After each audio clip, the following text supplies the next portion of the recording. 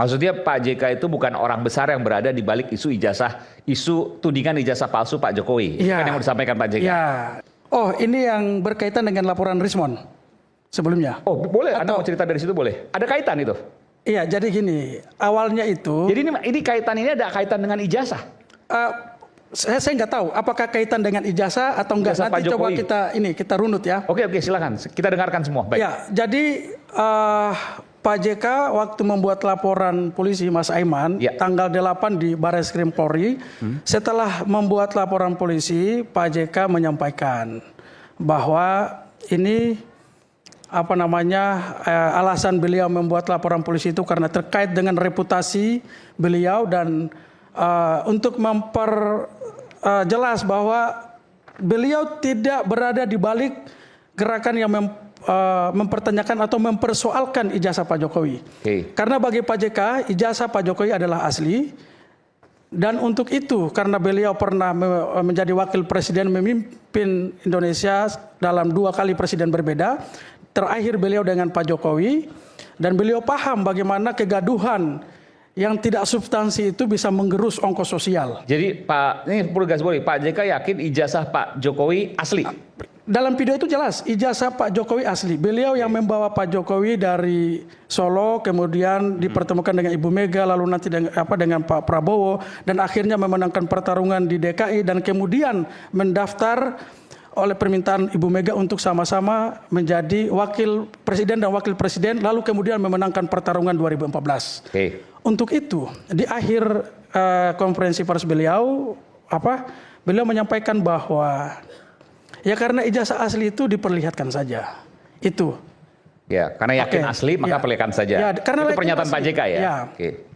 Itu maksud beliau sebagai senior, sebagai dengan saran yang bagus untuk menyudahi ini.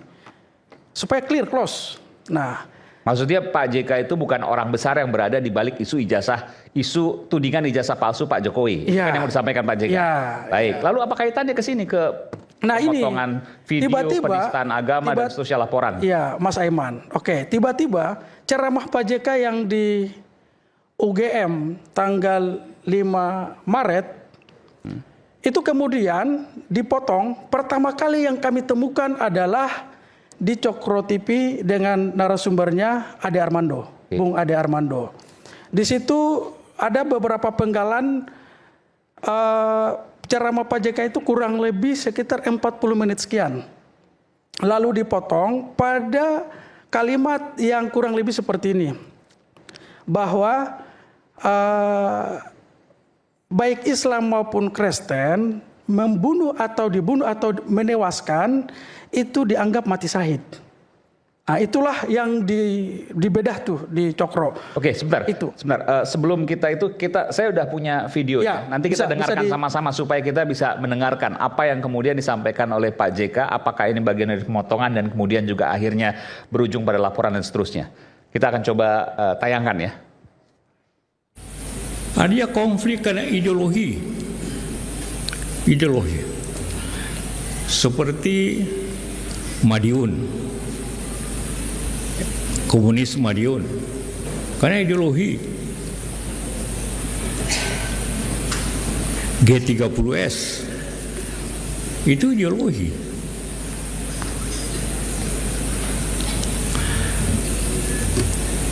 Ada juga karena agama, walaupun didahului dengan ketidakadilan, kemudian akibatnya ke agama kayak Poso, Ambon, DITI.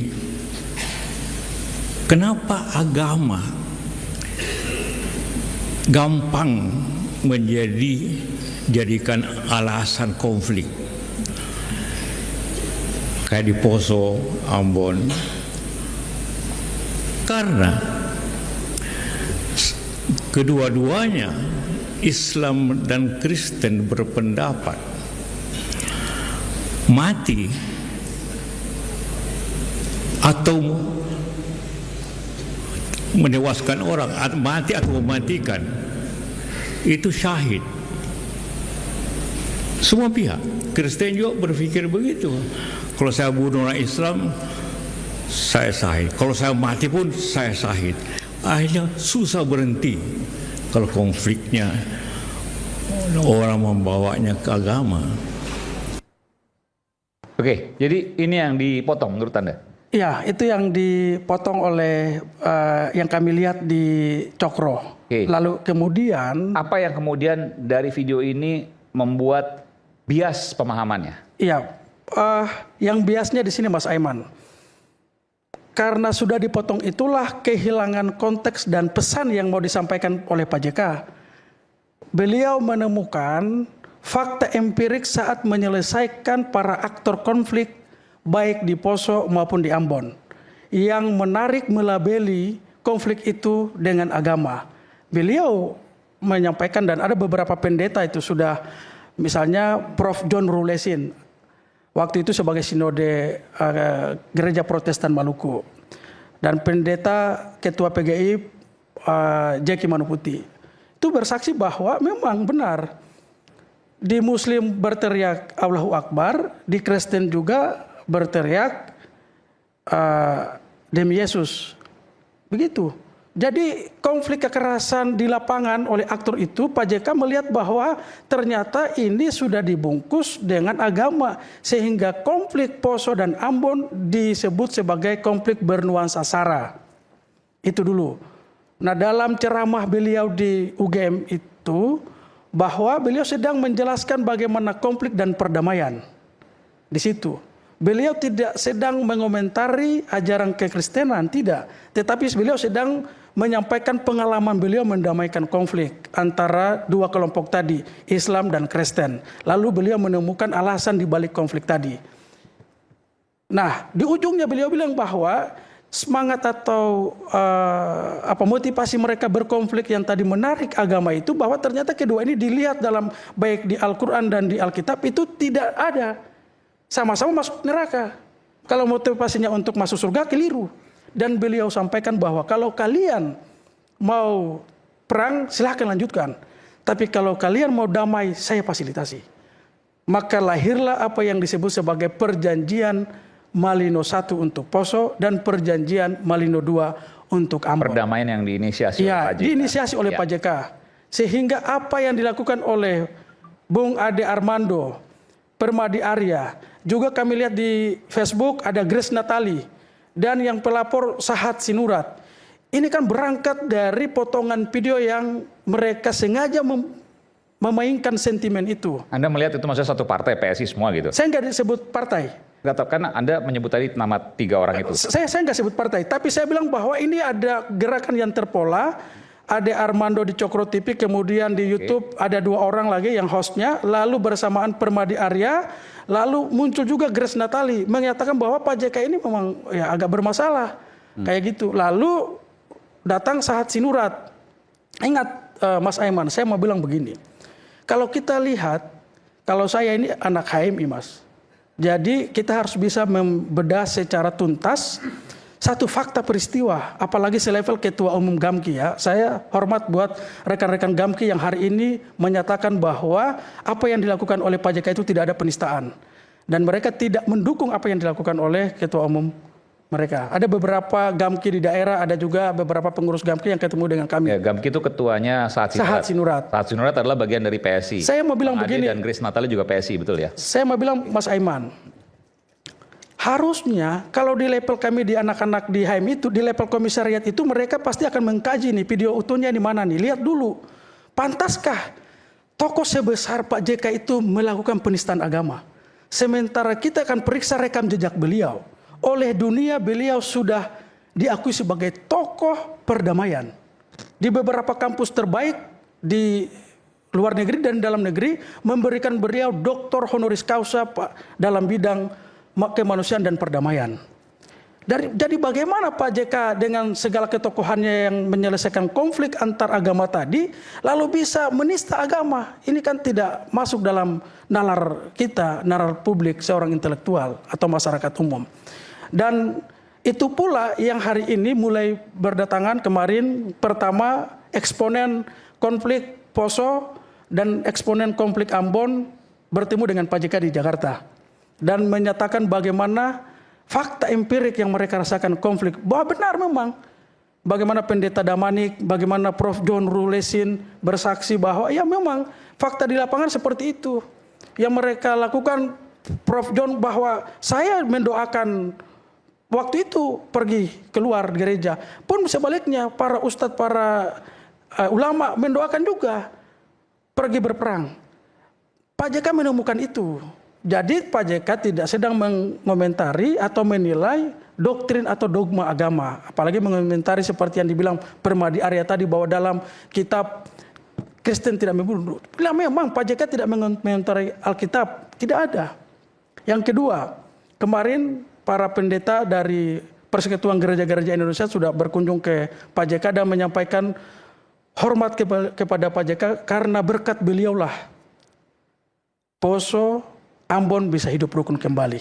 Saya, Mas Aiman, adalah asalnya dari Ambon dan kami menyaksikan betul. Ada 97, 98? Kompleks 99 dan 99 ya? 99, ya, kompleks 99 sampai 2002 tercapainya perjanjian. Anda di sana waktu itu? Saya waktu itu SMA dari SMP sampai ke SMA kelas 1. Anda melihat langsung bagaimana kemudian kebrutalan di sana gitu. Ada satu, ya kami bertetangga kampung, ada Islam Kristen, konflik itu ada. Mas Aiman bisa buka sejarah ini. Tapi karena berkat Pak JK lah kami bisa berdamai. Kami sudah mengubur dalam konflik masa lalu. Karena itu sejarah pahit, tidak boleh lagi dibuka. Makanya kenapa kami sangat marah. Eksponen baik Poso maupun Ambon itu tidak terima dengan potongan Pak JK. Karena kenapa? Sekali agama dibenturkan, ini akan terbakar semua. Dan itu sulit untuk mendamaikan lagi. Mas Aiman di Ambon itu sudah tersegregasi. Hidup berdasarkan agama ini di sini, komunitas di sini. Dulu kami berbaur. Tapi karena dengan konflik itu makanya Bung Ade hati-hati. Sangat berbahaya. Makanya saya bilang di salah satu TV saya bilang bahwa saudara sudah punya niat jahat untuk membenturkan. Tapi alhamdulillah baik di komunitas Kristen maupun komunitas Islam tidak terjadi benturan di lapangan. Karena ingat, sesaat setelah laporan kawan-kawan Gamki ke Polda Metro Jaya, Pak JK waktu itu ada di Jepang. Pak JK di badan beliau itu adalah Ketua Dewan Masjid Indonesia. Beliau senior kami sudah bergerak. Lah ini nggak bisa, apalagi setelah video utuh diterima, wah ini ternyata dipotong. Dasar yang dijadikan sebagai laporan penistaan agama, ternyata itu dasar yang keliru, bersumber dari upaya memprovokasi. Nah, teman-teman di lapangan, saya ingat sekali itu hari Jumat 2 minggu yang lalu di Makassar, di beberapa kota itu sudah berkumpul setelah mau salat Jumat. Tapi Pak JK menelpon kepada para ketua masjid di wilayah, Dewan Masjid, jangan. Kapan ini kalau bergerak bahaya, masuk pihak ketiga bahaya. Dan karena beliau yakin kalau Kristen dan Islam dibenturkan, ini sangat berbahaya. Karena itulah beliau cepat, jangan ada demo. Tapi setelah itu ada laporan buat Ade Armando, Permadi Arya, dan ada beberapa orang lagi setelah kami pelajari, oh ternyata mereka lebih fatal juga. Itu Ade Armando dan Permadi Arya sudah dilaporkan di Polda Metro Jaya, dan beberapa daerah juga sudah buat laporan polisi. Ada satu poin yang saya mau sampaikan buat Mas Aiman dan kawan-kawan semua di sini, bahwa yang sangat mengkhawatirkan setelah tokoh-tokoh gereja terakhir kemarin Aforus Huria Batak HKBP sudah berkunjung dan menyatakan ini tidak ada penistaan. Lalu kami menemukan flyer bahwa flyer itu begini, Mas Aiman. Saya coba baca ya biar ini jelas karena ini sangat berbahaya ini. Ini baru kemarin. Baru kemarin kami temukan di Instagram. Sengaja kita nggak tampilkan sini lah ya. Iya, ini saya coba buka ya.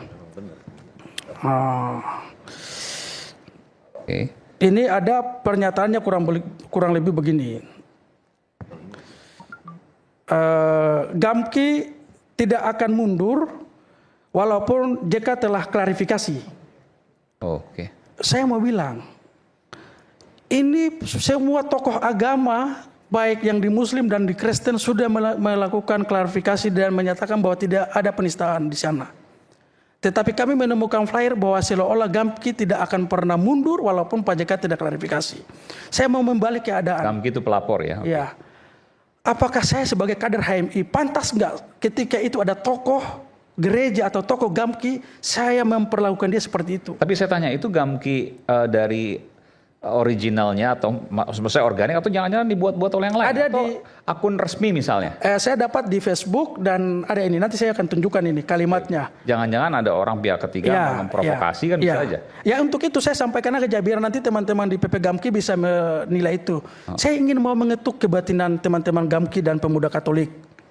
Kalau kami di HMI memperlakukan seorang tokoh pemuda, tokoh Katolik atau tokoh Kristen, padahal nyatanya video itu adalah potongan, pantaskah kami tetap melangkah maju dengan menyeret tokoh itu ke polisi?